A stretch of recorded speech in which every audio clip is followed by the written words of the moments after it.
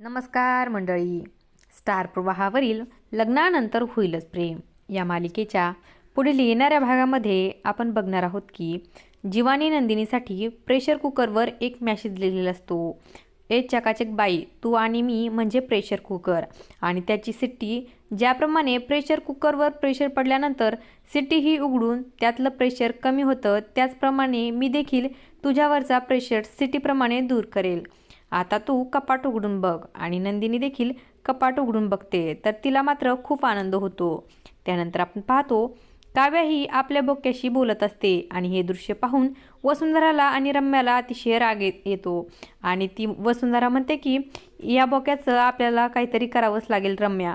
तेव्हा रम्या ही मोठी कैची घेऊन येते आणि काव्या ही बोक्यापासून दूर गेल्यानंतर बोक्याला कापून टाकते. आणि काव्या ही बोक्याचा शोध घेत असते.